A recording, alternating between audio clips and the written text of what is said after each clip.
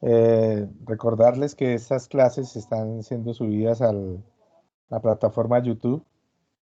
Se llama Literatura Universal FC, el canal de YouTube. Y pues les agradezco mucho porque me ha ido bien, está cogiendo fuerza el canal. Entonces, es muy interesante lo que se está viendo acá. La biblioteca del canal, historial, donde se está trabajando la información. Entonces ahí está eh, todos los canales, todos los videos y la publicidad que se está subiendo para darle invitación al curso de literatura universal. Bueno, entonces vamos a iniciar con una de las obras más maravillosas que he escrito en la literatura universal, La Odisea de Homero.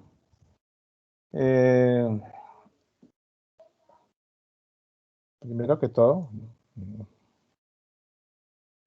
quisiera como darles un contexto de qué es lo que se va a definir acá en esta parte en este curso de hoy. Y pues el contexto está enfocado hacia los géneros literarios que van a marcar, digamos, desde el inicio de la literatura, desde la Odisea como tal y la Ilíada como tal. Entonces, se van a empezar a definir tres tipos de género: la lírica, la épica y la dramática.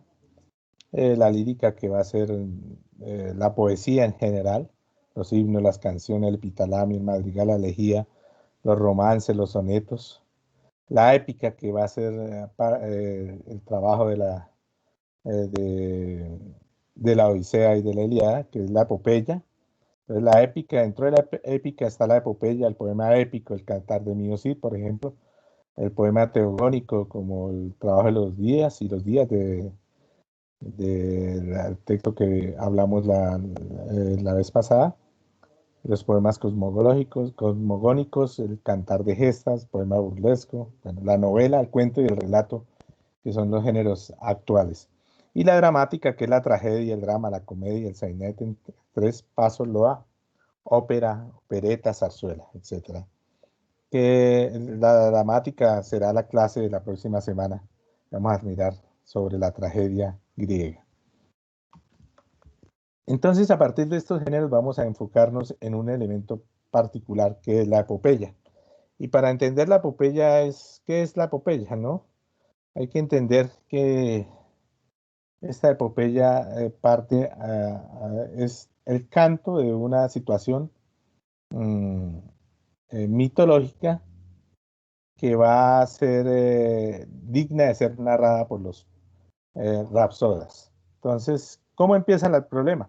Vamos a contar un problema, cómo empezó todo, cómo empieza el mundo de la Odisea y de la Ilíada.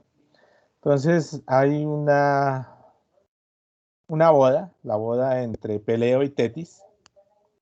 Eh, Peleo es un gran rey y Tetis es una diosa, ¿sí? Eh, ella se va a casar con un mortal a petición de Zeus, y no van a invitar a Eris, que es la diosa de la discordia. La diosa de la discordia, molesta por no haber sido invitada, entonces va a llegar a la boda y se la va a tirar, como diríamos, la va a dañar, va a dejar un problema, va a dejar una manzana dorada con una frase que diga para la más bella. Entonces deja la manzana dorada y se va. ¿Para quién es esa manzana? Para la mujer más bella del mundo, más bella, de la fiesta. Entonces todos pues empiezan a preguntarse quién es la mujer más bella. Entonces hay un pastor que está en la fiesta, que se llama Paris, y este pastor tiene las tres mujeres más bonitas de la fiesta, que son Hera, que es como habíamos hablado la vez pasada, que era la esposa de Zeus, Atenea y Afrodita, y las tres le preguntan a Paris que cuál es la mujer más bella de las tres, o sea, quién es la mujer más bella. Entonces Paris comienza a decir qué dificultad, ¿no? Eso es a veces cuando le preguntan a uno que quién es más bella entre las dos o tres personas, entonces ese es un juicio que todavía los seres humanos nos vemos abocados en una difícil dilema, ¿no? Entonces, ¿quién es la más bella? Entonces Paris pues empieza a definir quién ofrece más o quién le va a dar mejores opciones. Entonces, Hera le dice que le va a dar todo el poder que él desee. Entonces, que el poder deseado va a dárselo. Y va a nombrarlo emperador de Asia, a Paris. Bueno, es una buena propuesta. Atenea, que es la diosa de la sabiduría, le va a decir que le va a dar sabiduría y la posibilidad de vencer en todas las batallas. Será el gran héroe universal, gran héroe a través de los tiempos. Los poetas hablarán de él. Y Afrodita, la diosa del amor, dice que le va a dar el amor de la mujer más bella del mundo. Y entonces, pues, es muy curioso porque Paris eh, escoge la tercera opción, la opción de Afrodita. Dice, para mí, yo no quiero el poder, no quiero la sabiduría, sino quiero el amor, ¿cierto? Y entonces eso se ha analizado, lo han analizado mucho los psicólogos, los psicoanalistas, bueno, todo el mundo, y tiene muchas interpretaciones porque el ser humano, más que poder y más que sabiduría, siempre está enfocado hacia la parte carnal, ¿cierto? Hacia sus deseos, hacia sus emociones, sensaciones. Entonces, por supuesto, Hera y Atenea se van a ver con mucha rabia y van a condenar a Troya a la caída, al desastre. Y van a decir, Troya será destruida. Entonces, Afrodita le dice, bueno, ¿y cuál es la mujer más bella del mundo? Le dice, bueno, le vamos a dar la mujer más bella del mundo. Y entonces Paris dice que la mujer más bella del mundo es indudablemente Helena. Helena es la esposa de Menelao. Menelao es un rey que queda cerca de Micenas, donde el rey Minos, Micenas. Eh, Menelao le da acogida a Paris en su reino, en su castillo, y Paris pues queda deslumbrado al ver a esa mujer tan hermosa que es Helena. Hay algo que tienen los griegos y es fundamental ahí. Vamos a ir entendiendo que todo en los hombres gira alrededor de los dioses. O sea, los hombres sin los dioses no son nada, eso lo veremos al final también con Ulises, pero el destino está definido por lo que decidan los dioses. No es el hombre el que decide su destino, sino los dioses. Y vamos a entender que Paris, pues al pedir a la mujer más hermosa del mundo, le encuentra que está casada, que es Helena.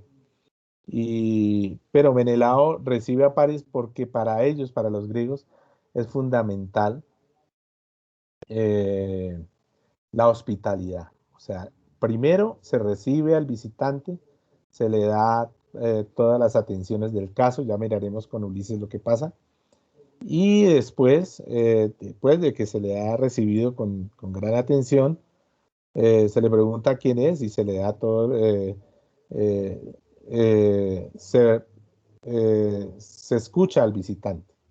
Entonces Paris llega y bueno, encuentra a Helena. Menelao sale un momento, se va de viaje unos días porque requiere en la guerra y mientras tanto en esos días Paris empieza a seducir a Helena o al contrario, ¿no? Entre ellos dos empiezan a seducir. Paris es un joven, es un hombre hermoso, como lo pueden ver en estas pinturas, es un doncel griego. Mientras Helena, pues es la mujer más bella del mundo y comienza a ser seducida por Paris y la lira. Entonces, definitivamente, Helena cae en sus brazos y Paris va a raptar a Helena. Entonces, se la va a llevar a pesar de todos los inconvenientes que hay en el castillo. Y frente a la ausencia de Menelao, Paris va a robar a Helena y se la va a llevar a Troya, como uno de los desagravios, como uno de los agravios, perdón, que va a hacer este hombre a la hospitalidad griega. Esto es imperdonable, ¿no? El rapto de Helena es imperdonable porque la hospitalidad griega es sagrada. Frente a eso no se puede negociar. Y pues París con su ejército, el ejército de los que nos acompañan, se va a llevar a las murallas de Troya a Helena. Y entonces acá va a aparecer la figura del rey Agamenón. El rey Agamenón es el hermano de Menelao. Menelao llega y a donde Agamenón y le dice bueno, que mire lo que me acaban de hacer, que me acaban de robar mi mujer y que necesita que ir a Troya a buscarla y a destruir a Troya porque ese agravio no es imperdonable. Entonces hay que ir a defender el honor de los griegos. Entonces el rey Agamenón, sin ton ni son, va a organizar, como tenía también un compromiso de defender todas las grandes ciudades griegas, entonces el rey Agamenón va a empezar a organizar una flota que le permita ir a rescatar a Helena. Por eso llaman los griegos a los helenos. Pero hay un problema. Duran 10 años para ubicar a todas las personas que van a ir a luchar en la guerra de Troya. Y uno de los elementos claves ahí es que la diosa Hera le dice a Agamenón que para que haya viento a favor de las naves griegas para llegar a Troya, tienen que sacrificar a alguien. Y el rey Agamenón dice que, bueno, que sí hay que sacrificar a la que sea. Y dice la diosa Hera que tiene que sacrificar a su hija mayor, que se llama Ifigenia, y la va a sacrificar en Táuride. Entonces Ifigenia va a ser sacrificada y esa historia del sacrificio de Ifigenia es muy interesante porque va a marcar, digamos, el inicio de toda la tragedia griega por muchas situaciones, porque Agamenón, pues a pesar de su soberbia y todo eso, pues sigue siendo padre, pero él está definido, bueno, el destino o su familia. Y su esposa Clitemnestra pues, ¿cómo va a permitir que su hija muera, no? Entonces, vamos a ver qué es lo que sucede con Agamenón cuando va a hacer el sacrificio de Ifigenia. Hay muchas pinturas que van a retratar ese sacrificio. Ifigenia en Tauri encontramos muchas figuras del Renacimiento mostrando el momento en que van a sacrificar a esta mujer. No logran sacrificarla del todo. Agamenón, que es considerado pastor de hombres, no va a morir, no va a matar finalmente a su hija. Es decir, la diosa Hera eh, la salva y la lleva al Olimpo, a Ifigenia, antes de ser asesinada. Entonces, pero toda la tragedia es que Agamenón, por encima de su familia está la guerra y el honor de su país, de su patria. Entonces, esa es una situación muy complicada porque, bueno, entonces aquí que muchos consideran, digamos, ese sacrificio también mucha relación eh, con la muerte de Isaac, ¿no? En la Biblia, ¿no? Una prueba de fe, ¿no? Que se maneja en la Biblia eh, en ese momento, como una prueba de fe, ¿no? Entonces el rey sufre, pero Menelao siempre está asusando, diciendo que no, que tiene que matar a su hija, a la sobrina de Menelao, a su sobrina, que tiene que matarla porque es importante cumplirle a los dioses, y a los dioses no hay que fallarles para nada. Esto va a generar un problema terrible en Clitemnestra, que es la esposa de Agamenón, y no se lo va a perdonar nunca, se lo tiene guardado.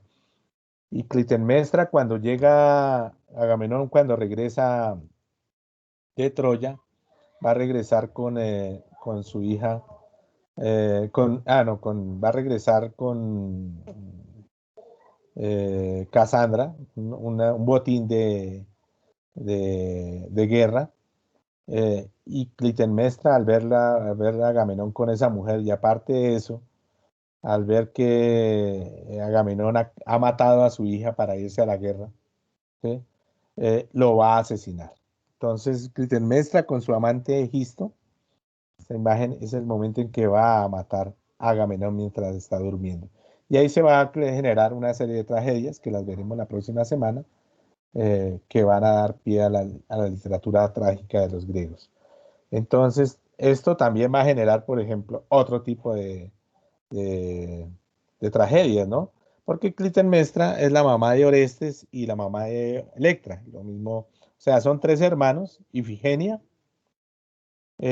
Orestes y Electra, y entonces Orestes no permite, no acepta que Clitemnestra haya matado a su padre, y lo mismo Electra.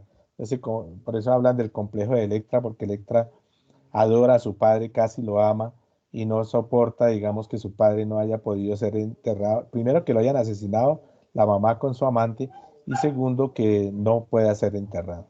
Entonces eso lo veremos en la próxima clase, cuando veamos la tragedia de Orestes.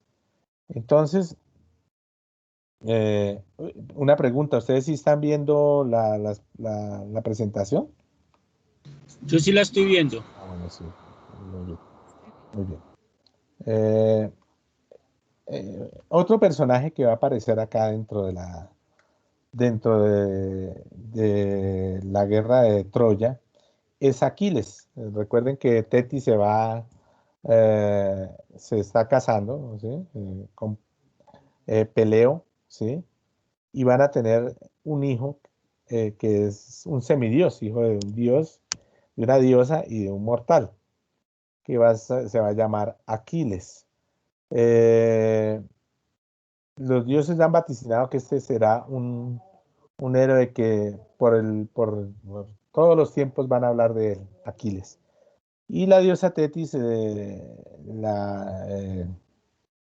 lo va a, a proteger, colocándolo en el lago Estigia, ¿sí? Eh, hundiéndolo en su totalidad, no en su totalidad, porque ella no puede tocar ese lago. Entonces lo coge del talón, ¿sí? Y en todo su cuerpo, pues lo protege de la muerte, ¿no? Excepto queda una parte vulnerable, que es el talón de Aquiles. Ese momento va a ser la transfiguración total. Entonces Aquiles pasa de ser un hombre mortal a ser un dios, un semidios total. Entonces, y a no morir, y va a ser el ser que va a dominar las guerras más adelante.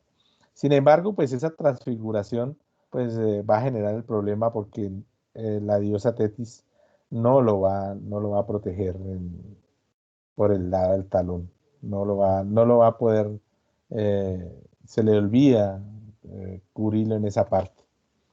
Eh, el Pélida Aquiles, lo llaman Pélida porque es el hijo de Peleo.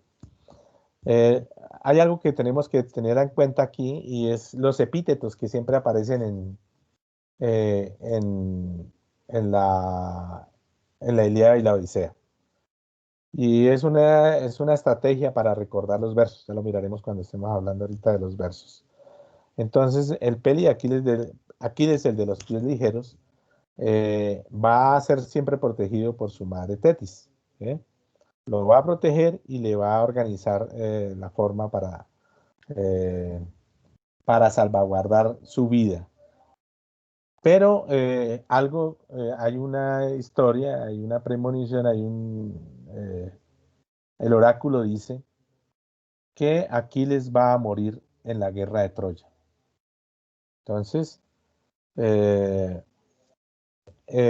su mamá, la mamá para proteger, Tetis, para proteger a Aquiles, lo lleva a un jardín el jardín de las, se me olvida, siempre se me olvida, él es, es Méridas, creo que sí, es Méridas, sí. Y allá va a guardarlo, a protegerlo en un jardín donde están solo mujeres, y lo viste de mujer a Aquiles. Entonces, todo el mundo, pues nadie lo va a encontrar allá. Ella sabe que su hijo no lo van a encontrar allá y que así lo va a proteger de la muerte. Porque hay dos opciones: o morir de viejo y feliz, pero olvidado, o morir joven y como un héroe. Entonces, ¿a quién mandan? Pues a Odiseo. A Odiseo lo mandan a ese jardín para encontrar a la mujer, a esa supuesta mujer que es Aquiles, y convencerlo para que vuelva a la guerra. Eh, Odiseo, que lo llaman rico en ardides, o sea, es un hombre astuto. Odiseo siempre va a ser Odiseo. Hay que entender antes que todo, porque yo he hablado de Odiseo y de Ulises. Odiseo es el nombre griego y el nombre romano es Ulises. Es el mismo personaje. Entonces hay que entender que Odiseo es muy astuto, es un ser astuto y ya lo veremos por qué. Es el ser astuto de la epopeya. Llega a este jardín y les lleva regalos a las mujeres.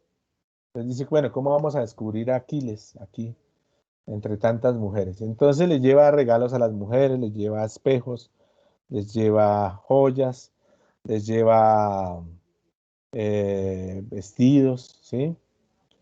Y deja una espada y un casco de guerrero ahí también. Entonces todas las mujeres empiezan a coger las joyas, empiezan a coger los espejos, ¿sí? Empiezan a escoger las telas, pero Aquiles, que está vestido de mujer, lo primero que va a coger es la espada y el casco de guerrero. Entonces Ulises, Odiseo, va a descubrir que Aquiles está ahí. ¿Quién es Aquiles? Lo va a descubrir. Dice, él ha escogido más que una prenda, más que una tela, una joya o un espejo, ha cogido las armas. Y entonces se va a acercar a Aquiles y le va a decir que qué hace ahí. Y Aquiles dice, no, pero es que me van a matar en Troya. ¿Yo a qué voy a Troya? Porque dice, pero ¿usted qué prefiere? ¿Quedarse acá con estas mujeres y morir de viejo y olvidado? ¿O ser el héroe de Troya, el gran héroe de Troya, que los hombres van a hablar por siempre? De hecho, van a hablar por los próximos 3000 años de usted, ¿no? Seguimos todavía hablando de Aquiles. Y entonces Aquiles decide irse, dice, no, la gloria está en la guerra. Yo no soy un hombre para morir de viejo, no voy a morir de viejo y esperando nada. Prefiero ir a Troya y esperar a ver si alguien es capaz de matarme. ¿Ok? Y bueno, y entonces ahí lo lleva. Y van a armar el viaje a llegar a Troya, el desembarco de Troya. La guerra va a durar, el viaje, la situación para la planeación del viaje va a durar 10 años. Ellos van a llegar a las murallas de Troya y se va a armar una guerra que va a durar 10 años. Entonces, eh, Aquiles va a luchar aquí contra Héctor, y Aquiles, Agamenón, Menelao van a luchar contra Héctor y el ejército de Príamo. Príamo es el padre de Héctor. Entonces estos son los héroes que vamos a encontrar allá en una lucha terrible digamos, rescatar a Helena por una mujer, pero más que rescatar a esa mujer, no es porque sea la supermujer, sino por buscar en desagravio, porque no puede ser que un hombre que haya llegado a, haya sido invitado y haya incumplido las normas, las reglas de un pueblo griego que es ante todo la hospitalidad. Entonces, eso tiene que ser castigado. Eh, Aquiles efectivamente va a morir. ¿Cómo lo va a matar? Pues e incluso, o sea, el más fue, es también todas estas historias están fundamentadas en metáforas. Entonces, la metáfora de la transfiguración de Aquiles, ¿sí? La elección, el juicio de París, perdón, donde es más prima el deseo que la sabiduría, ¿sí? Y en este caso, París, que es el guerrero más flojo, el más cobarde, el guerrero más cobarde, va a ser, va a matar al semidios, al guerrero que nadie lo ha podido matar. ¿Y cómo lo va a matar? Pues con una flecha envenenada que Apolo, el dios Apolo, el dios que va a proteger a los troyanos, ¿sí? Va a guiar eh, hacia el talón. Entonces aquí Paris lanza la flecha, digamos, no tiene tanta puntería, pero el dios Apolo la va a guiar a que llegue al talón, al punto más débil de este semidios y lo va a asesinar. Entonces, efectivamente, Aquiles va a morir en la guerra de Troya. Pero Troya es difícil de destruir. Destruir Troya es imposible. Han durado 10 años. No se puede eh, tumbar las murallas de Troya. Entonces es Aquiles, digo Ulises, perdón, es Ulises. Ni siquiera el gran héroe de Aquiles ha podido destruir a Troya, ya la miraremos ahorita en la Ilíada. Eh, no ha podido derrumbar las murallas de Troya. Y es Ulises, con su artimaña, el hombre más sabio, el astuto Ulises, el que se va a inventar un caballo de Troya. ¿Sí? Y para poder entrar a la ciudad. Dejan los barcos aqueos, los barcos griegos abandonan la playa de Troya, se van y dejan un caballo en la playa, un caballo de madera y los troyanos dicen que han ganado la guerra y piensan que ese caballo de Troya es una ofrenda de los dioses por el triunfo. Sin embargo, dentro de ese caballo va Ulises y todo su ejército. Entonces, pues los troyanos van a llevar ese caballo, lo van a adorar, pero hay un personaje, ahí, este personaje, Casandra, Casandra que tiene la opción de em, la facultad de predecir el futuro, ¿sí? Pero es castigada por los dioses ella de predecir el futuro, contar lo que va a suceder, pero nadie le creerá. Su castigo es que puede vaticinar el futuro, pero que nadie le va a creer. Entonces, esa Cassandra va a decir, ojo con ese caballo, no pueden meter a ese caballo ahí. Ese caballo les va a traer la desgracia. Sin embargo, nadie le cree, Cassandra. Y bueno, eso no les permite, dicen, no, usted está mintiendo, y meten el caballo de Troya esa noche. Esa noche, cuando está ya el caballo, eh, están en la celebración del triunfo porque los griegos se han ido. Sale Ulises del caballo, dentro del caballo, va y abre las puertas de Troya, ¿sí? Y los griegos ya han vuelto con sus barcos de noche y entran y saquean a Troya. La van a destruir totalmente. La idea de llegar a las ciudades era saquearla, destruirla y abandonar, desaparecer a esa ciudad. Entonces Troya va a ser saqueada.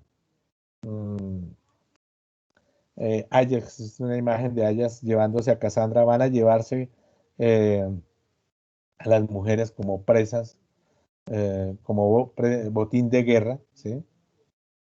Y ahí la destrucción de Troya va a generar, digamos, otra serie de mitologías como la de Eneas, que es uno de los grandes guerreros troyanos, y que va a dar pie a la Eneida y que va a crear, digamos, el mundo romano. Ya más adelante, cuando hablemos de Roma, vamos a hablar de eso. Eh, Dicen que Troya no existió hasta el momento, hasta el siglo XIX. Heinrich Schliemann descubrió en Turquía las ruinas de Troya, las murallas de Troya. Dice que no existió una, sino varias murallas. Y que, digamos, a través de eso descubrieron que fue una ciudad grande, que tenía unas características de acuerdo a como lo planteaban en la Ilíada y en la Odisea, de qué era, cómo era Troya y cómo estaba estructurada su fortificación. Entonces ahí podemos ver unas imágenes de las murallas hoy en día de Troya que quedan en Turquía. Cuando visiten, entonces encontrarán que esa es una de las grandes ciudades antiguas de la Edad Oscura griega. La Edad Oscura griega. Entonces, Homero, la cuestión homérica. Eh, una vez explicado lo anterior de la historia mitológica, vamos a centrarnos en las dos grandes obras, la Ilíada y la Odisea. Entonces, ¿Homero existió o no existió? ¿Quién fue Homero? ¿Qué hizo Homero dentro de la literatura antigua? Primero que todo, Homero se considera, pues, si es un Aedo, no se, digamos, se considera que la Ilíada y la Odisea está hecha para ser cantada. Entonces, en algunos momentos dicen que Homero sí existió y que fue el compositor de estas dos epopeyas. Otros dicen, los aedos en ese momento eran los que componían las obras y que declamaban frente a los reyes. Otros dicen que fue un rapsoda, porque un rapsoda era el que recitaba, pregonaba, pregonero ambulante que cantaba poemas. Entonces dice que a través de la tradición oral fue consolidándose la figura de un autor, pero que en realidad hacía parte de la tradición oral antigua, de la Edad Oscura griega, y se limitaba a declamar y recitar obras. Es un hexámetro, el estilo de la Ilíada y la Odisea es un hexámetro dactílico cataléctico. Ese eh, es un estilo de recitación que permite recordar cada uno de de las partes de la obra a partir de un sistema que tenían los oradores de ese momento. Cuando uno se centra en en la Odisea, es muy difícil poder, digamos, a veces leerla cuando está en verso. No sé ustedes si vieron los fragmentos que yo les envié, están en prosa, pero en verso, digamos, hay una versión que tengo ahí, la del clásico de Planeta, y esa en verso es, digamos, tiene otro estilo un poco diferente, porque está hecha para cantarse. Esta es una obra oral, no es una obra escrita. Digamos, ya en el siglo XIX, XX, empezaron, bueno, no, mucho antes, empezaron las obras a consolidarse, pero los grandes estudiosos del siglo XIX, del mundo griego, empezaron a lingüistas, eh, bueno, en ese momento no se consideraban lingüistas, filólogos, los filólogos eh, empezaron a consolidar la obra homérica y a hacer estudios muy serios sobre cómo era el estilo de la obra de Homero. Entonces, la figura de Homero es una figura, digamos, también metafórica. No existe un personaje de Homero, o algunos dicen que sí existió, que por el estilo, otros no dicen que no existe, pero digamos, se identifica con el gran rapsoda ciego que iba de lugar a lugar recitando los poemas. Por lo general los rapsodas eran ciegos, se dedicaban era a memorizar, memorizar y memorizar el estilo, y iba con un joven que lo guiaba, iba cantando las gestas de los grandes héroes y los grandes dioses. Y bueno, entonces, la primera gran obra, vamos a hacer un resumen de esta obra, mm, de la Ilíada. La primera gran obra de Homero es la Ilíada. Eh, Algunos dirán, que yo no sé griego, pero bueno, sí griego, podríamos decir, algunos dirán que yo me la aprendí de memoria, pero podríamos decir que aquí dice, canta o musa la cólera de Aquiles, del peli de Aquiles, ¿no? Entonces este, digamos, es el primer fragmento de la Ilíada, ahí como está escrito arriba. ¿Por qué la Ilíada? Ilia es el nombre el nombre griego de Troya. Troya es el nombre romano. Entonces, es una obra que está en 15.691 versos, 24 cantos o rapsodios, 24 capítulos se puede decir, y sucede en 51 días. Entonces, la Ilíada sucede en 51 días en el 10º año de la guerra de Troya. Ya van 10 años guerreando y va a suceder, es un episodio de los tantos episodios de la guerra de Troya. Entonces, digamos, la estructuración de la novela, de la epopeya como tal, tiene su característica literaria por eso, porque no es una obra que va a abarcar toda la historia de Troya, toda la historia que les he contado, sino un fragmento y a partir de la rememorización del flashback, que va a ser importante acá, que digamos va a ser la primera estrategia literaria, las primeras estrategias literarias, por eso se considera un clásico de la literatura, porque utiliza todas las estrategias literarias básicas, va a cantarse, a rememorar todas las gestas de los dioses y todo lo que ha sucedido para llegar en ese momento en la guerra de Troya. Hay una cosa muy importante acá y es que la obra está escrita más o menos en el año 800 antes de nuestra era, antes de Cristo, ¿sí? Antes de nuestra era. Por lo tanto, pues ya van 2.800 años, casi 3.000 años, 2.800 años que sucedió esta historia. Bueno, la estructura de la Ilíada está más o menos así. En la primera parte, Aquiles es agraviado, la cólera de Aquiles empieza ahí. Ya la miraremos porque es el canto primero al noveno. El interludio primero es como una situación que pasa ahí en la Dolonía, donde van a espiar a los troyanos, van a espiar en el campamento griego, salen espías y matan a Dolón, entonces lo que sucede ahí, y unos van espiándose a los otros, van y miran a ver qué es lo que está en cada uno de los bandos espiando. En la segunda parte es los combates y la muerte de Patroclo. Ya miraremos por qué es importante Patroclo. Y va del canto 11 al canto 17. Estos combates que son, digamos, un momento uno de los elementos más hermosos de la Ilíada, porque se cuenta, digamos, la balanza de los dioses, quién manda a quién está con quién y cómo van muriendo los hombres. Los dioses juegan con una balanza y los hombres van muriendo a causa de los dioses.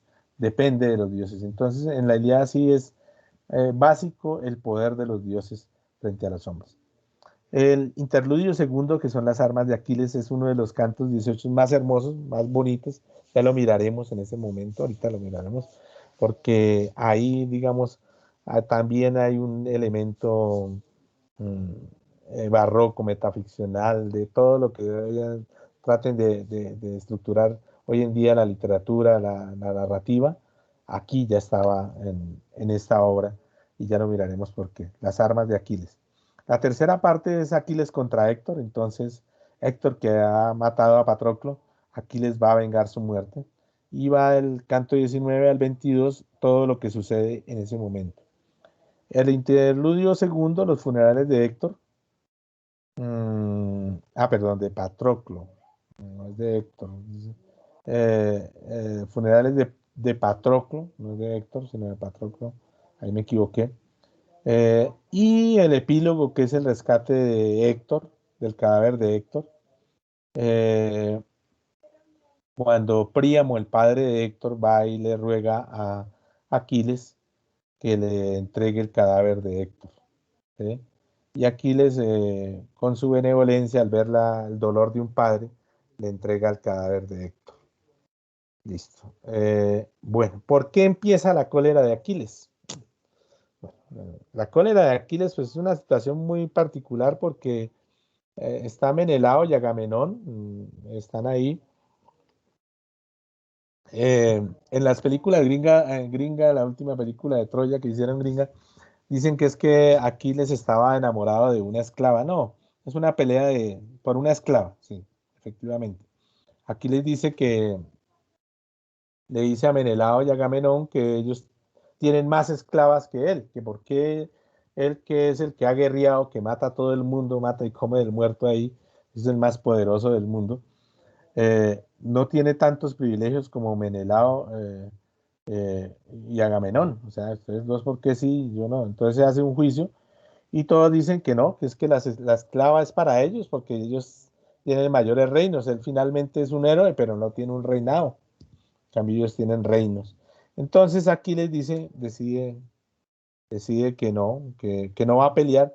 En un momento lo desafía Menelao de Agamenón, pero entonces Aquiles, pues como es el gran valiente y a él nadie lo mata, al nadie lo mata, pues va a atacar a estos dos y va a matar a todo el que se oponga a él, pero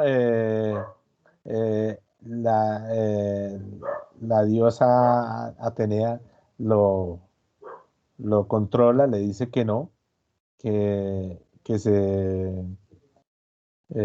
se abstenga más bien de matar a la gente, y entonces aquí les dice, bueno, yo estoy bravo, estoy indignado y he decidido no pelear más, no voy a pelear más, he decidido no pelear más y me voy a mi carpa a descansar y a ver cómo matan a los griegos. Y ahí empieza la guerra, ¿sí? Entonces aquí pues la esclava es llevada para Agamenón, para Menelao, pues ellos los llevan allá y Aquiles decide que no va a pelear. Entonces los dioses en Troya empiezan a entrar en juego porque ellos van a marcar la guerra, empiezan las batallas y los hombres se van matando unos a otros. Entonces sale Héctor, Paris no sale, Paris es un cobarde, sale Héctor, sale Eneas a pelear eh, por parte de Troya. Y en el otro lado está Agamenón, está Ajax, entonces están peleando acá. ¿Quiénes son los del bando griego? Entonces está Agamenón, Aquiles, Ulises, Ajax, Néstor, Menelao, Patroclo. Y los dioses que apoyan al bando griego son Atenea, Hera, por supuesto las dos que perdieron, ¿no? Poseidón, el dios del mar, y Hefesto, que es el gran arquitecto, el gran eh, eh, eh, el gran ornamentador, no, sino como lo llamaríamos. Ya ahorita miraremos el gran creador, el gran artista Hefesto. Y por el lado de los troyanos, los personajes están Príamo, eh, que es el padre de Paris y de Héctor, Ecua, que es la esposa de Príamo, Héctor, que es el esposo de Andrómaca, ¿sí? Eneas, Petesilea, Laoconte, y Briseida y Criseida. Hay una tragedia que se llama Las Troyanas y otra Andrómaca que es la que va a hablar de Eurípides no, y también Sófocles sobre las tragedias de estos perdedores, ¿cierto? Y está por el otro lado los dioses Afrodita, Ares, Apolo y Helios, ¿sí? Que son los grandes dioses que van a defender el bando troyano. En todo caso, ellos tienen a Apolo, el dios de la guerra, ¿no? Entonces, ahí ya tiene una gran ventaja. ¿Qué pasa? Pues Aquiles decide no pelear. Entonces, la batalla está en el furor. Y Patroclo en realidad es el amante de Aquiles. Patroclo está en la celda, en la carpa, en los brazos de Aquiles, porque hay una cosa muy particular en el mundo griego. Para ellos la sexualidad es diferente, digamos, a la que se mantenía en ese momento.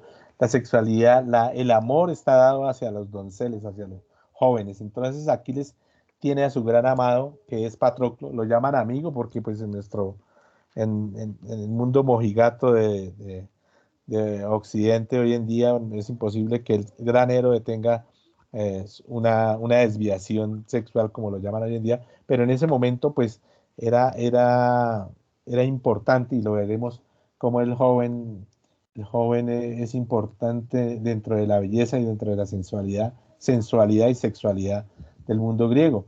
Lo vamos a ver en una novela muy hermosa del mundo griego y latino que se llama Memorias de Ariano, ¿cierto? Cuando veamos la memoria de Ariano mucho más adelante.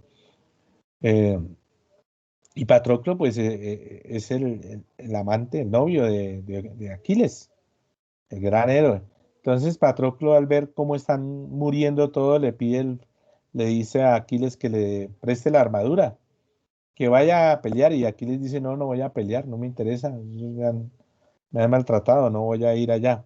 Entonces, Patroclo le dice que por favor eh, le preste por lo menos la armadura, que él sí va a pelear, porque no puede ver a su pueblo sufrir así.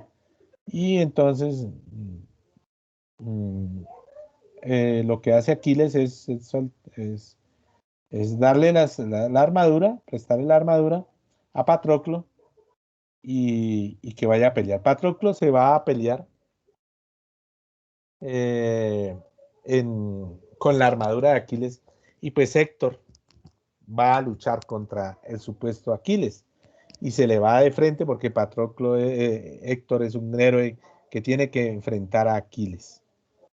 Y va y lo mata, o sea, mata, pero no mata a Aquiles, mata a Patroclo con las armas de Aquiles. Y por supuesto, aquí es donde está el concepto de la cólera de Aquiles. Aquiles no está colerizado porque le han quitado una esclava. Está encolerizado porque le acaban de matar al novio, nada menos y nada más. Y ahí sí comienza la cólera de Aquiles. Cuando Aquiles se ve el error que ha cometido, que le ha prestado las armas, la armadura a Patroclo, y entre otras cosas esa armadura se la quita, se queda como trofeo, se la queda eh, Héctor, ¿sí? El escudo se queda Héctor con las armas para demostrar que ha matado a Aquiles y y que era mentiras, que Aquiles, que él sí ha podido matar a un semidios, que no lo podía matar nadie. Entonces en ese momento pues sucede que Aquiles se enfurece, esa es la cólera de Aquiles y va a defender allá.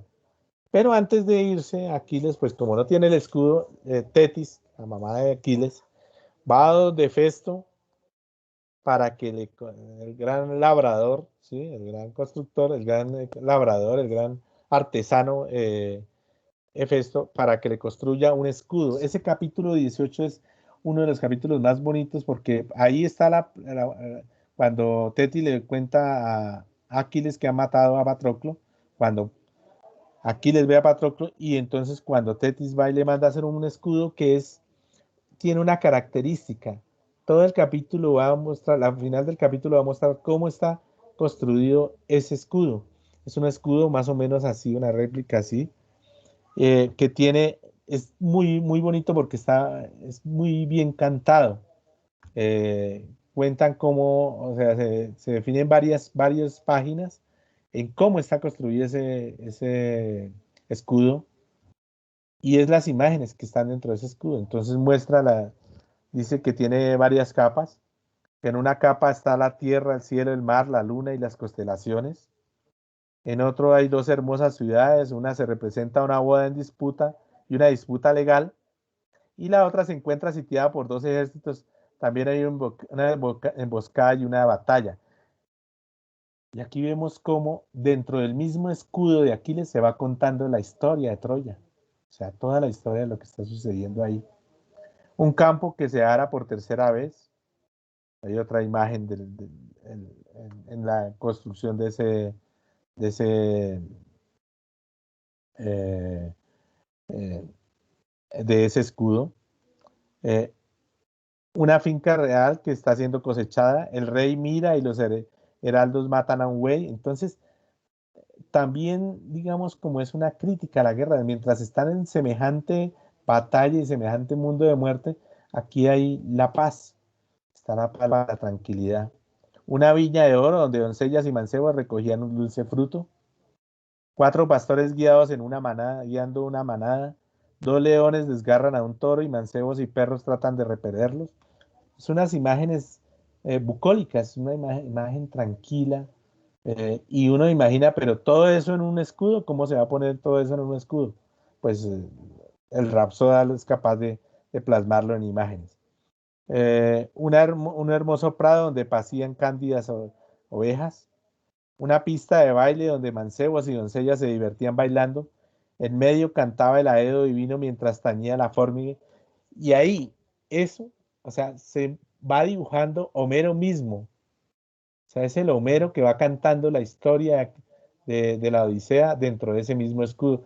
Esa estrategia donde el narrador aparece dentro de la historia, contando la historia, hoy en día nos parece como novedosa y lo plantean como algo impresionante. Eso es al estilo del Quijote, ya lo había planteado el Quijote cuando aparece alguien hablando de, de que Alonso de Quijano es Alonso de Quijano no, sino sí, James Belengeli es el autor del Quijote. Eso ya lo habían dicho, digamos, los barrocos utilizaban eso de estar insertos los personajes dentro de la misma obra, los autores como Velázquez en Las Meninas, pero entonces acá está el mismo Homero cantándose a sí mismo, ¿sí? Dentro de ese escudo. Y finalmente la gran corriente del océano, que está en un mundo plácido. Entonces, al final de ese capítulo 18 se cuenta cómo se arman, se organizan esas armas y ese escudo, y sale Aquiles, ahora sí, a pelear, a desbandar la cólera de Aquiles totalmente, a mostrar quién es Aquiles, el verdadero Aquiles. Y va a enfrentarse a Héctor, ¿sí? Eh, que es un hombre, un padre generoso, que está con su esposa, se me olvida la esposa, ya lo habíamos dicho aquí, Andrómaca, perdón, Andrómaca, tiene su hijo, pues él está protegiendo, a pesar de que todos dicen que, que por qué protege a Paris, pues por qué no lo entrega, o por qué no entrega a Helena, él está protegiendo su familia, ¿cierto? Y está protegiendo con su vida todo lo que pueda suceder a su ciudad. Es el gran héroe. A pesar del va donde Paris y le dice que pues usted está con Helena acá disfrutando, gozándose a Helena, viviendo tranquilamente mientras nosotros estamos luchando allá afuera y poniendo la vida, salga como un cobarde, pero pues Paris dice que él no puede pelear con nadie. De hecho, un momento dado, cuando dicen, bueno, ¿y por qué no se agarra a Paris con Menelao y así a ver el más fuerte gana y nos evitamos toda esta muerte? Pues Paris sale corriendo, ¿no? Huye, es el cobarde. Es el cobarde que va a matar finalmente a Aquiles, ¿no? A través de la flecha. Entonces Héctor se va a enfrentar a Aquiles, pero pues ahí sí es pelea de tigre con burro amarrado, porque Aquiles es el gran dios, semidios, que cuando Héctor lo ve y se le enfrenta, pues se va a encontrar con la grandeza de Aquiles y no va a ser posible derrotarlo. Y entonces Aquiles, con toda la cólera del mundo por haber matado a su novio, eh, eh, Héctor, pues lo va a asesinar, lo va a destruir. Y va a llevarlo, el cadáver, por toda Troya, por todas las murallas. Va a montar en un caballo, en un carruaje, y va a arrastrar el cuerpo mostrándoselo a Ecu, a la madre, ¿sí? A Andrómeda, ¿sí? Para mostrar, para que les duela, para que se entren en el dolor de ver a su hijo derrotado. Sin embargo, la diosa Afrodita lo va a proteger para que el cuerpo no se descomponga ni se destruya, pero todo el mundo va a ver cómo Héctor, el gran héroe troyano, ha sido asesinado. Hay un poema mm, que siempre me ha gustado y me parece hermosísimo y define, digamos, la situación del mundo troyano. Príamo va a pedirle a Aquiles por la vida de su hijo, no por la vida, por el cadáver de su hijo. Entonces el poema es de Constantino Cavafis de 1905, se llama Troyanos, lo voy a leer. Troyanos. Son nuestras fatigas las de los infortunados, son nuestras fatigas como las de los troyanos. A poco que triunfemos, a poco que orgullosos nos sintamos, comenzamos ya a tener ánimo y buenas esperanzas. Pero siempre ocurre algo y nos detiene. Aquiles surge en la trinchera ante nosotros y a grandes voces nos espanta. Son nuestras fatigas como las de los troyanos. Pensamos que con arrojo y decisión vamos a mudar la hostilidad de la fortuna y nos echamos fuera a pelear. Mas cuando llega el momento decisivo, el arrojo y decisión se desvanecen. Se turba nuestra alma y paraliza. Y enredor corremos de los muros buscando salvarnos en la huida. Nuestra derrota es, sin embargo, segura. Arriba, en las murallas, el trueno ya ha empezado, pues nuestros días lloran recuerdos y pasiones. Con amargura lloran por nosotros Príamo y Écuba. Bueno, sí, Héctor es el gran derrotado. Y ahí termina la Ilíada. Bueno.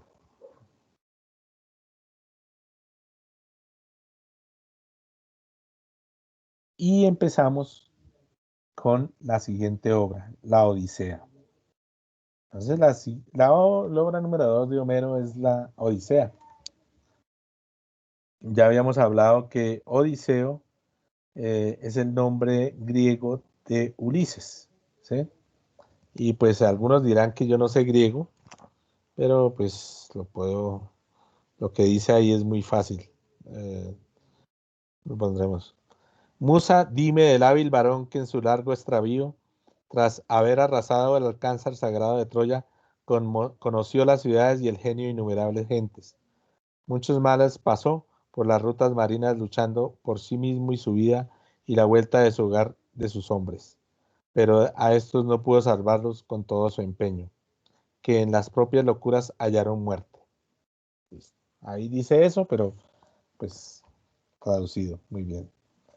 ¿Cómo es la estructura? Ah, perdón, la estructura de la Ilíada, no, sino de la Odisea. Se me pasó.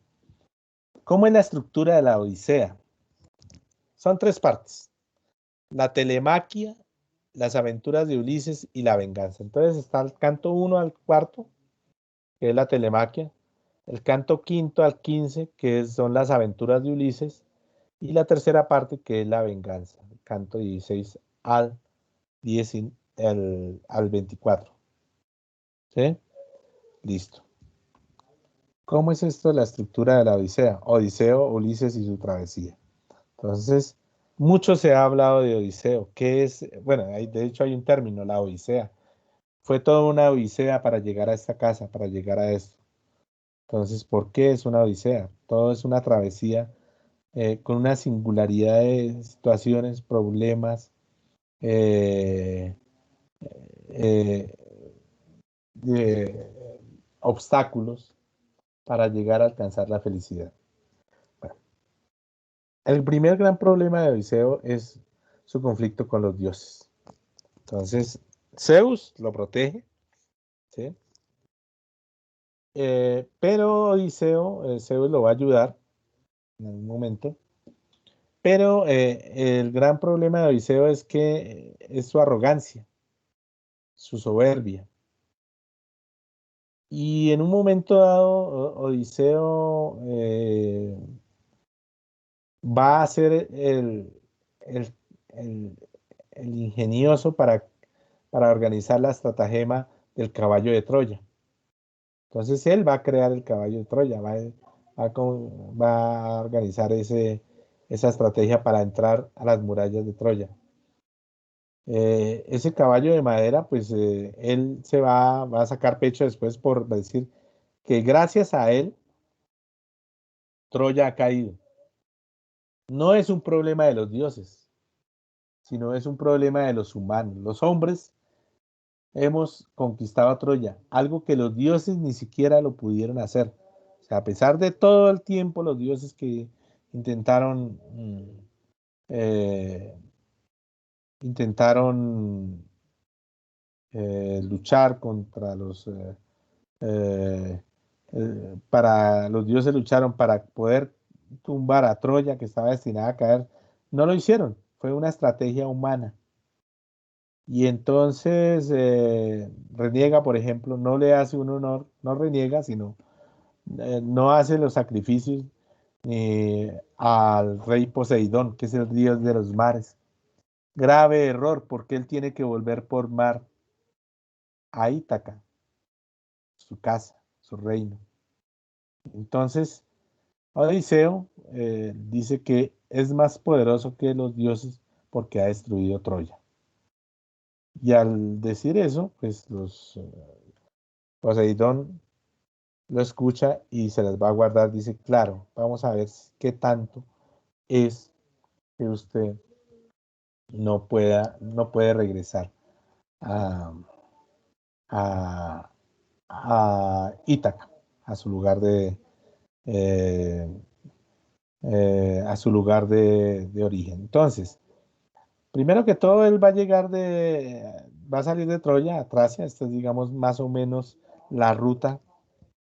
Va a llegar de Ítaca va a llegar de Troya a Tracia, de Tracia a Libia, donde están los trófagos. Va a pasar por Campia, la parte de las Sirenas, Exilia de Caribdis y Ojigia, y después va a llegar al país de los Feacios e Ítaca, finalmente. Digamos, esta es la ruta en el Mediterráneo donde va él a perderse, y donde va a estar toda su estructura de viaje. ¿Qué pasa? Entonces, ¿cómo comienza la obra?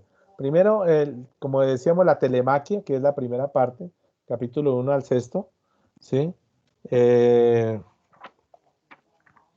eh, eh, Se habla del hogar de Ítaca.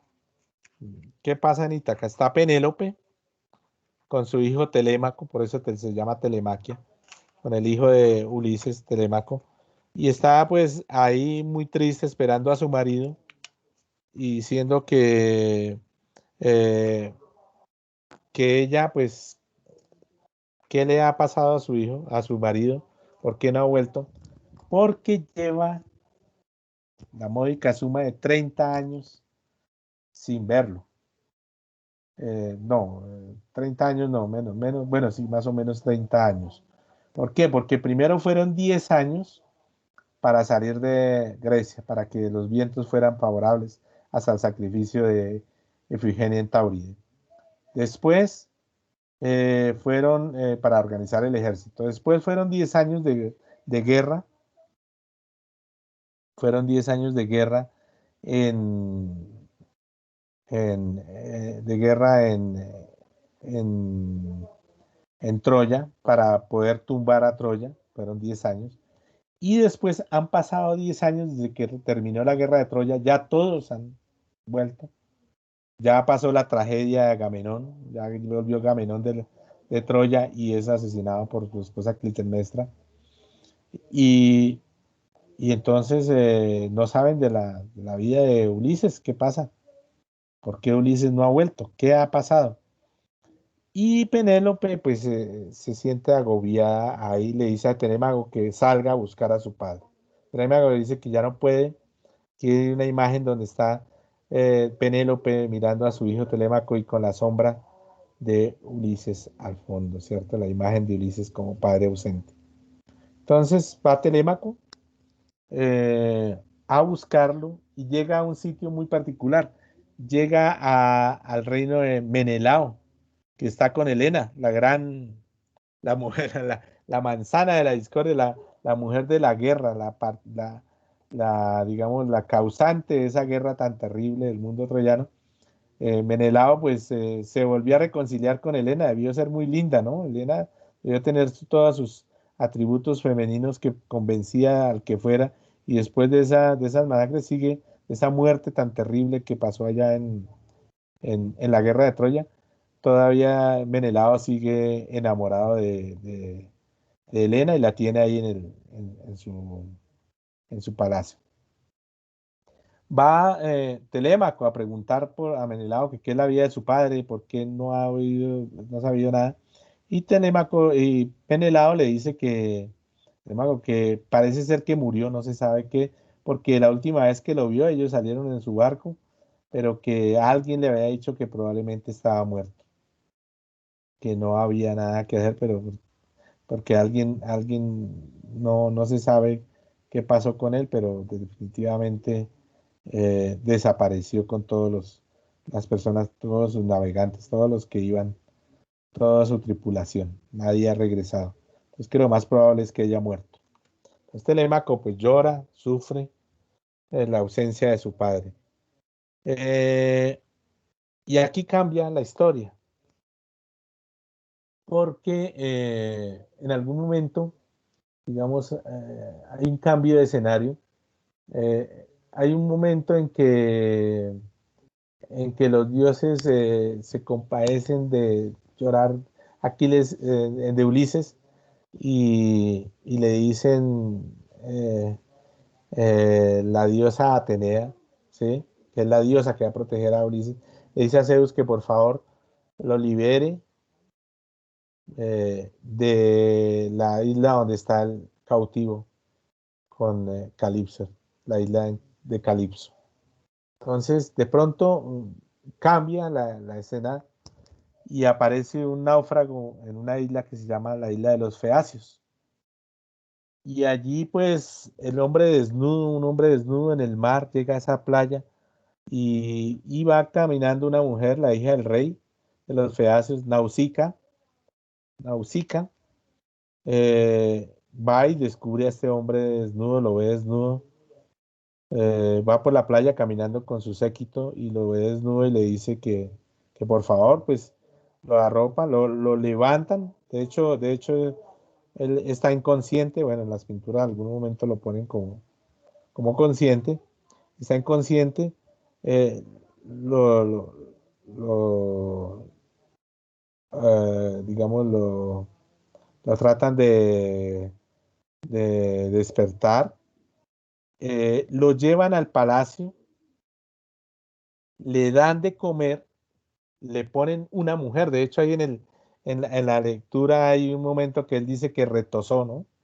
Entonces, hay un momento que dice que una vez que llegó, se bañó, fue bañado por las esclavas, fue vestido, comió e hizo el amor con una mujer, le pusieron una mujer, una esclava para que tuviera sus relaciones sexuales, pudiera hacer todo eso. Una vez que pasa todo lo que le hacían a los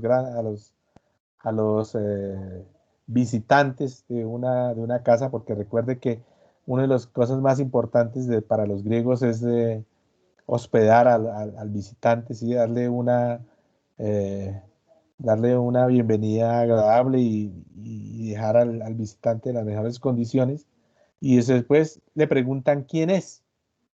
Entonces, primero que todo hay que atender bien al visitante y después preguntarle quién es.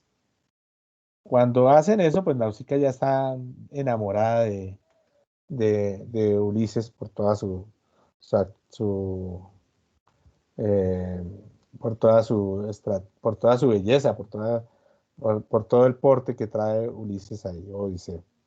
Entonces Odiseo dice pide a contar que eres Odiseo, ¿sí? Que eres Ulises, el astuto, que él ha sido el gran vencedor de la guerra de Troya y que lleva muchos años perdido, y va a empezar a contar cómo ha llegado, por qué ha llegado ahí.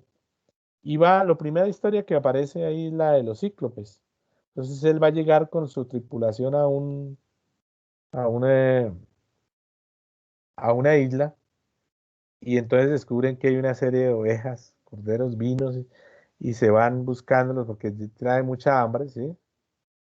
Eh, y en esa isla, mm, pues descubre que llegan a una cueva, y en esa cueva encuentran a un cíclope. Luego que hubo realizado sus trabajos, agarró a dos compañeros a la vez y se los preparó como desayuno. Entonces, ese cíclope es un hijo, es un semidios, un hijo de los dioses, de los titanes, y ese cíclope, pues es un ser de un solo ojo, un gigante que cultiva ovejas y que come humanos, se los come como un desayuno. Entonces, Odiseo se encuentra ahí con Polifemo, que es eh, eh, el gran cíclope, y lo emborracha. Entonces, hace una estrategia para emborracharlo, y una vez que lo emborracha, le sacan el ojo, le pinchan el único ojo que tiene. Y Polifemo, antes de eso, le pregunta a Ulises que quién es, y el Ulises le dice que nadie es mi nombre. Nadie es mi nombre, nadie me llama mi madre y mi padre y todos mis compañeros. Está bueno, muy bien, nadie. Y, y una vez que lo emborrachan, le sacan el ojo y salen, Polifemo pues no permite sacarlo, no hace toda la estrategia para que ellos no salgan. Eh, y sin embargo, ellos se cogen debajo de las ovejas y se van cogidos de las ovejas para poder huir de la cueva de Polifemo. ¿Sí? Una vez que Polifemo empieza a gritar que ha sido herido, eh, y entonces le preguntan sus hermanos, lo llaman desde la isla, que qué le ha pasado. Dice, nadie me ha sacado los ojos, nadie me ha sacado el ojo, nadie me ha engañado, nadie me ha emborrachado. ¿Sí? Y pues eso pues, es la estrategia de Ulises para salvarse del cíclope. Sin embargo, el cíclope, una vez que pasa eso, Ulises le va a contar al final, ya cuando está bien lejos, eh, Polifemo les lanza rocas para tratar de hundir el barco, pero ya cuando están bien lejos, Ulises le dice que le diga que la verdad de su nombre es Ulises y que le diga a los dioses que él ha vencido, sigue venciendo a los dioses, ¿no? Que sigue venciendo a los hijos de los dioses. Y Polifemo va a decirle a- al rey a Poseidón nuevamente que Ulises es el que lo ha dejado ciego, ¿no? Entonces Poseidón cada vez va creciendo más la ira contra este personaje. Bueno, van a llegar a varios lugares, ¿cierto? Después a los Cicones y los Lotófagos. Mm, el viento que me traía de Ilión me empujó hacia los Cicones, hacia el mar. Allí asolé la ciudad y a sus habitantes los pasé a cuchillo. Entonces, Ulises no, tampoco es una pena en dulce, ¿no? Llega a todas las ciudades donde va llegando el concepto de saquear, de matar y pasar a cuchillo a toda la ciudad y llevarse sus tesoros. Y cuando llega a los lotófagos tiene una característica muy especial. Les dieron de comer loto y el que ellos comían el dulce fruto del loto ya no quería volver a informarnos ni regresar, sino que preferían quedarse allí con los lotófagos. Son, mm, digamos, encantados para llegar allá donde los lotófagos, hasta que pues Ulises decide matar a los lotófagos y se lleva a sus hombres a, a empujones, los lleva amarrados y estos hombres desesperados por tratar de quedarse en ese lugar tan dulce que era donde estaban los lotófagos. Eh, luego, pues Odiseo va a llegar donde una bruja llega a una isla muy particular y en esa isla manda a sus hombres para que investiguen quién está por allá en un castillo. Estos hombres llegan y descubren una gran cantidad de comida y empiezan a comer y se convierten en cerdos.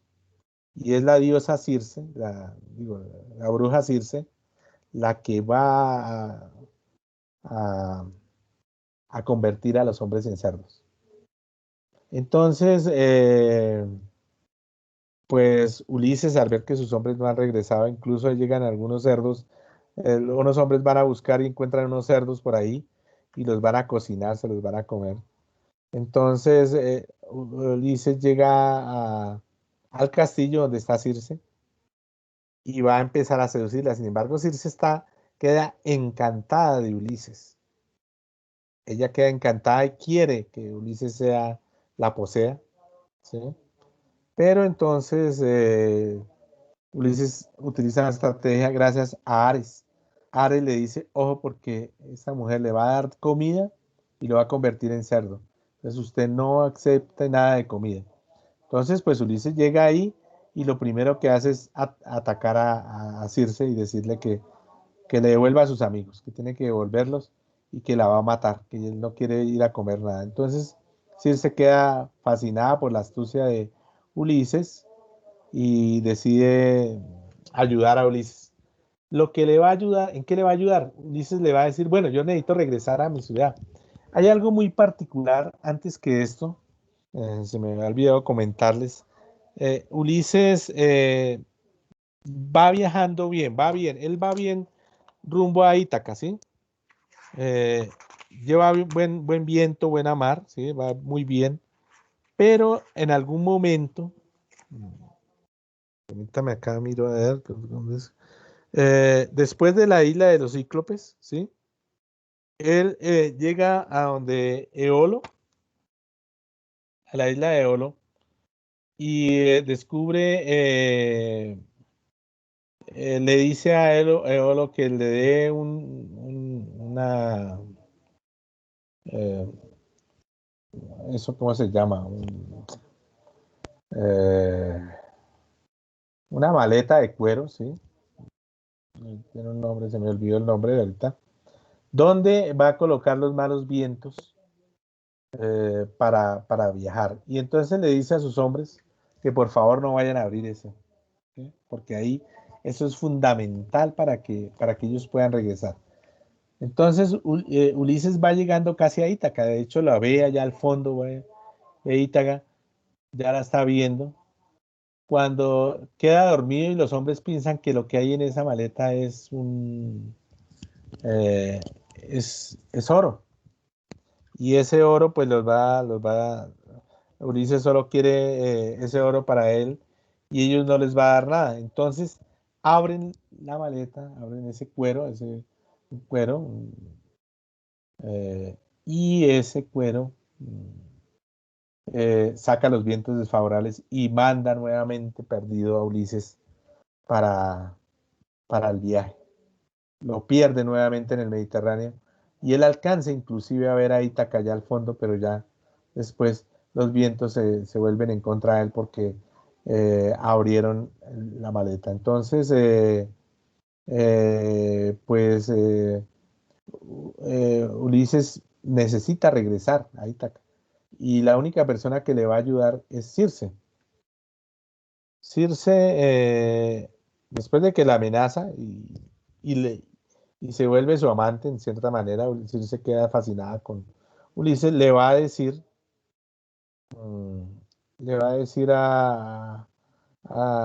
Ulises le va a decir a Circe le va a decir que lo que tiene que hacer es primero descender a los infiernos, ir a los infiernos y allá le darán todas las pistas para regresar a su casa. Entonces él va a llegar a la mansión de Hades y allá se va a encontrar con los personajes claves y va a saber todas las verdades.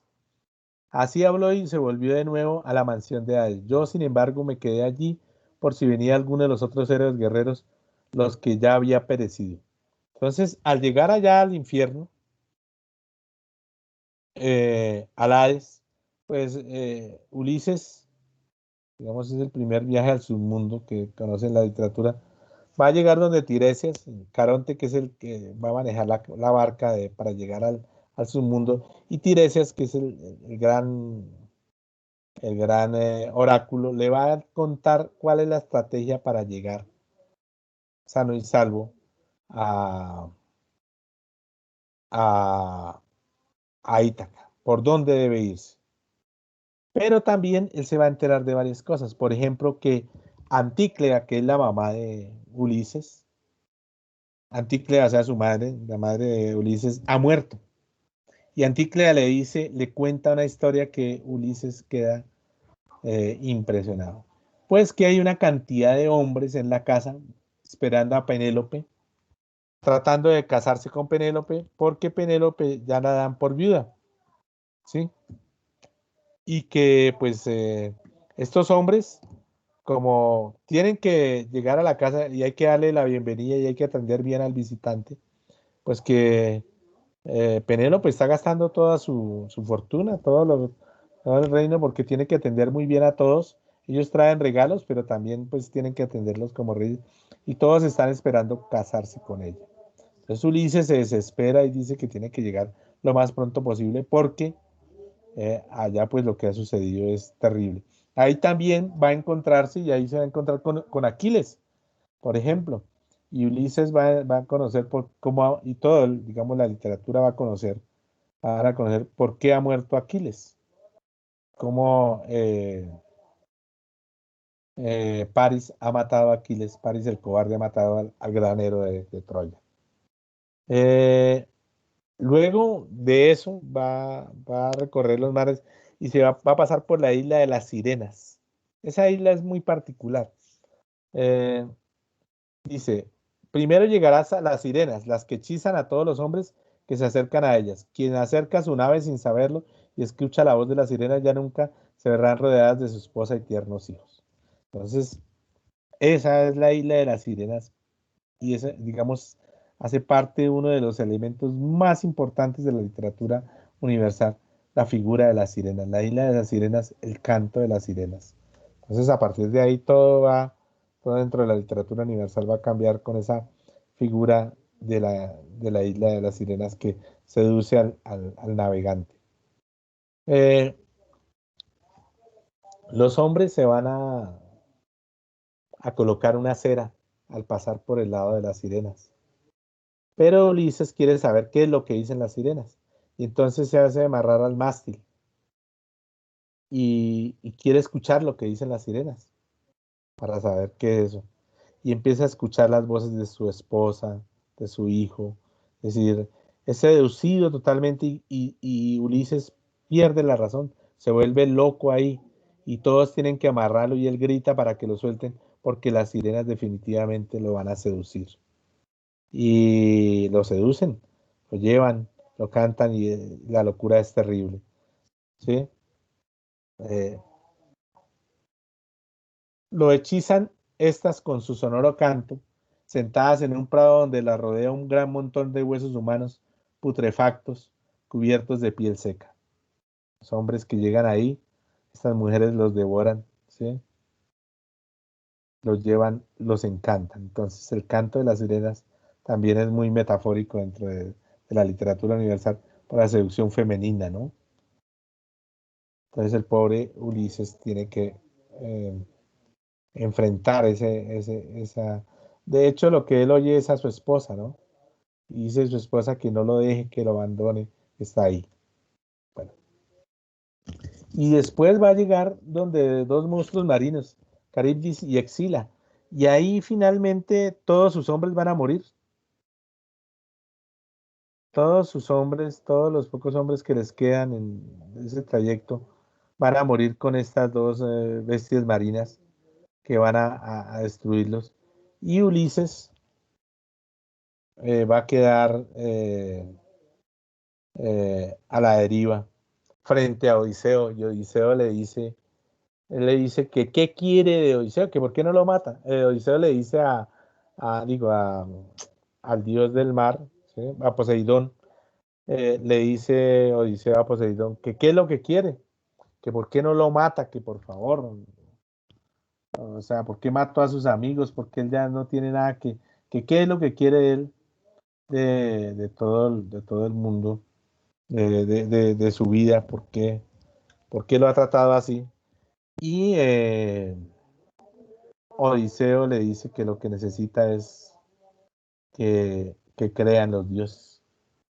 El gran problema de Odiseo es no creer en los dioses y que creer que los dioses son más poderosos que los hombres. Eh, y ahí volvemos, digamos, como al inicio, porque él llega a una isla donde está con Calipso, y Calipso es su enamorada, le tiene todo, ¿sí? Lo ama, mm, le da toda la inmortalidad, le dice que será inmortal. Pero entonces Atenea le dice, no se acuerda del divino Odiseo ninguno, ahora este se encuentra en una isla soportando fuertes penas en el palacio de la ninfa Calipso. ¿Cuáles son las penas? Las penas de su recuerdo, de su familia, de su mujer y su hijo. Entonces, Calipso le da toda la inmortalidad, le da belleza, le da amor, le da pasión, es la mujer más hermosa del mundo, en el fin del mundo, ¿sí? Ella está en el fin del mundo, cerca de las columnas de Hércules, ¿sí? Y pues mm, pero Ulises siempre está con la nostalgia de su familia. Entonces ahí siempre está recordando lo que pasa, lo que puede suceder, cuándo volverá. Entonces por eso los dioses le dan la opción para huir de ahí. Calipso, eh, eh, la- los dioses le dicen, Zeus le dice a Calipso que tiene que soltar a Ulises. Y Ulises regresa, ¿sí? De Ogygia, y después de Ogygia, como vemos acá, va a llegar a donde los feacios y vuelve nuevamente ese flashback y le dice a los feacios, mire, por eso es que soy yo acá, estoy acá. Venía y fue cuando caí en el mar y Poseidón no me quiere dejar ir acá. Tengo que creer en los dioses y efectivamente los dioses son más poderosos que nosotros. Nosotros no podemos vivir sin la voluntad divina. Entonces tenemos tenemos que hacer sacrificios y tenemos que eh, hacer ofrendas, ofrecer a los dioses porque ellos son los que definen nuestro destino. Sin ellos no somos nada. Entonces los feacios le dan la oportunidad para él llegar a Ítaca. Sin embargo, Feacia es destruida por los dioses también por haber ayudado a Ulises. Y bueno, Odiseo regresa a casa. Entonces, hay varias situaciones ahí, ¿no? Que, Odiseo primero tiene que encontrarse eh, en la casa con varios personajes que hay ahí, pero él sabe que a la casa no puede llegar porque está protegida por un poco de visitantes que si saben que Ulises ha llegado, que Odiseo ha llegado, pues lo van a matar. Eh, el primero que lo reconoce es Argos. Entonces el perro que estaba tumbado enderezó la cabeza y las orejas, el perro Argos, a quien el sufrido Odiseo había criado. Entonces llega Argos, lo había creado, y Argos, un perro a punto de morir, levanta la cabeza, eh, mueve la cabeza, las orejas antes de morir, da vuelta alrededor de Ulises y muere, pero feliz de que ha regresado su amo. ¿Sí? La otra persona que lo va a reconocer es Eurínome, que es una, una sirvienta. ¿Qué pasa? Que Ulises llega y la diosa Atenea lo convierte en un viejo, lo transforma en un viejo. ¿Sí? Al transformarlo en un viejo, pues ya no se va a reconocer, ya no va a ser reconocido ni por Penélope ni por nadie. Telémaco es el único que lo descubre en un momento dado, cuando él está donde la persona que crió a Ulises, entonces está ahí. Ulises llega primero allá, esta persona, ya me acuerdo, a ver. A ver si me acuerdo cómo es que se llama. Bueno, mm, bueno, no lo tengo acá, se me olvidó. Bueno, y Telémaco pues descubre a su padre ahí, eh, lo permite, hace la estratagema para entrar a la casa, convertido en viejo. Pero la otra persona que lo va a reconocer es Eurynome porque cuando le lava los pies descubre que hay una cicatriz en las espinillas, en su pie, ¿sí? Que él se hizo cuando niño y que ella lo curó. Entonces Eurime le va a ayudar a, a encontrar, digamos, a entrar al palacio de la manera más adecuada. Eh, ¿Qué pasa con Penélope? Penélope es el símbolo de la mujer abnegada, ¿no? La fidelidad completa. Ella, los hombres le traen regalos y flores y ella tiene que aceptarlos. ¿Qué sucede? Que ella está tejiendo un telar que dice que cuando termine el telar, se va a casar con alguno de ellos. Ella tendrá que escoger, pero que mientras tanto no. Y ella lo que hace es que todo el día, de día, lo teje, pero de noche desbarata el telar para poder ampliar los días. Hasta que un momento una esclava, que es seducida por uno de los visitantes, ¿sí? Le cuenta el secreto de Penélope y los visitantes se enfrentan y le dicen que tiene que casarse. Entonces también la tejedora de Penélope, ¿no? La gran tejedora, que es abnegada, la mujer, que la fidelidad como mujer está ahí.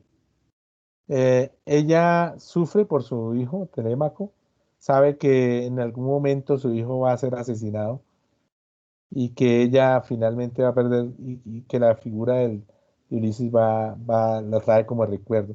Recuerda en el momento en que ella se despidió de él y que él prometió volver, ¿no? Que no ha vuelto.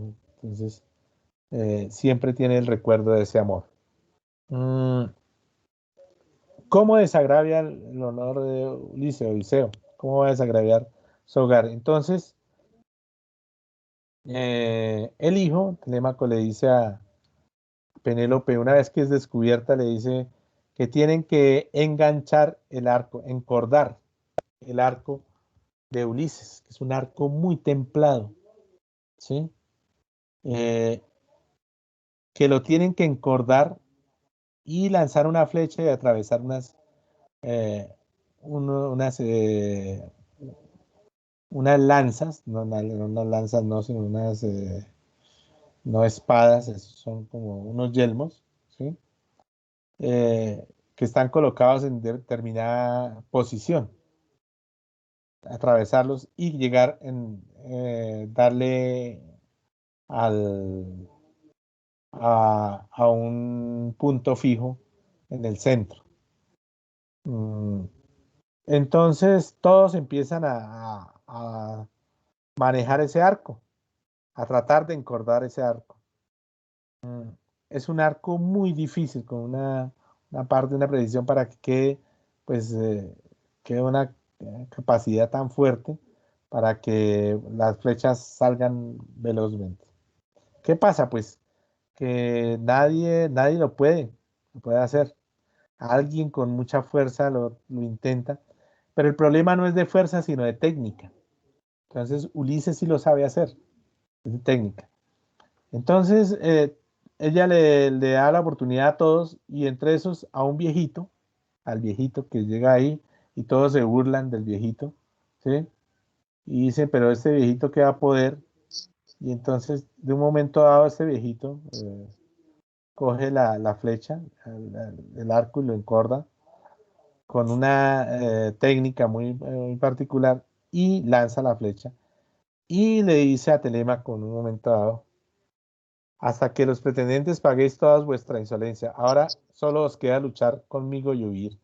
Entonces, en ese momento, Ulises encierra a todos los pretendientes en un cuarto y los asesina, los mata, porque es una forma de desagraviar.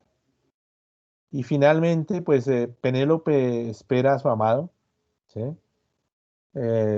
Mata a todos los hombres,